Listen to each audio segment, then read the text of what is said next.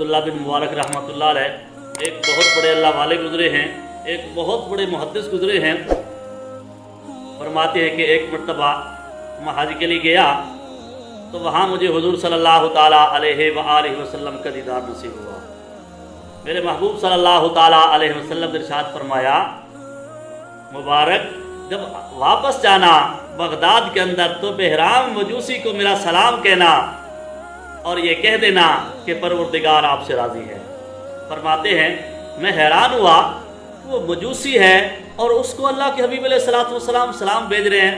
چنانچہ جب میں واپس آیا تو میں اس مجوسی کے پاس گیا، میں نے پوچھا آپ کی کون سی ایسی نیکی ہے، مجھے کوئی نیکی بتاؤ اپنی۔ اس نے کہا کہ میں نے اپنی بیٹی کا رشتہ اپنے بیٹے کے ساتھ کر دیا، پھر اس کا ولیمہ بھی کیا۔ تو عبداللہ بن مبارک رحمۃ اللہ ارشاد فرمایا یہ تو حرام ہے، کوئی اور بات بتائیے۔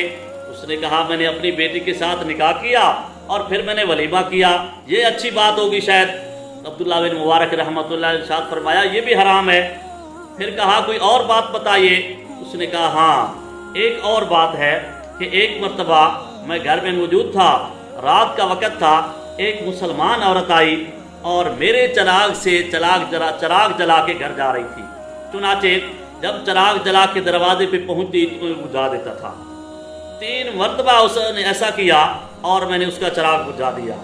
چنانچہ اس نے چوتھی مرتبہ چراغ جلایا اور لے کے چلی، میں بھی اس کے پیچھے چلنے لگا اور اس نے اس کو گھر تک پہنچایا، پیچھے پیچھے چلتا رہا۔ میں نے سمجھا کہیں یہ جاسوس نہ ہو، ہماری جاسوسی کرنے نہ آئی ہو، لیکن جب میں وہاں پہنچا وہ گھر کے اندر داخل ہو گئی، میں باہر کھڑا تھا، بچے رو رہے تھے، ہمیں بھوک لگی ہے، ہمیں کھانا کھلائیے۔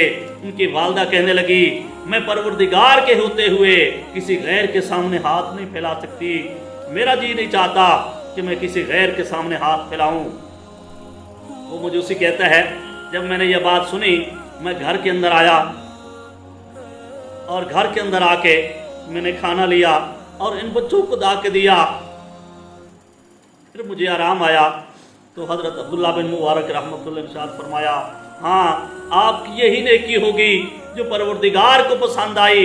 اب سن لیجئے اللہ کے حبیب علیہ الصلوۃ والسلام کا مجھے دیدار نصیب ہوا ہے۔ میرے محبوب صلی اللہ تعالی وسلم نے آپ کا نام لے کے فرمایا ہے جا کے اس کو میرا سلام کہنا۔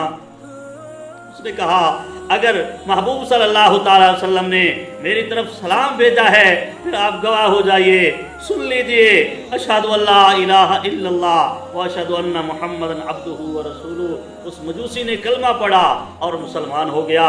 دیکھو اگر مجوسی تھا لیکن اللہ کے راستے میں خرچ کیا اور بھلائی کا کام کیا، سخاوت کا کام کیا تو پروردگار کو بہت زیادہ پسند آیا، کیونکہ میرے محبوب صلی اللہ تعالی وسلم نے ارشاد فرمایا السخی حبیب اللہ، سخی اللہ کا دوست ہے، والبخیل عدو اللہ، بخیل اللہ کا دشمن ہے۔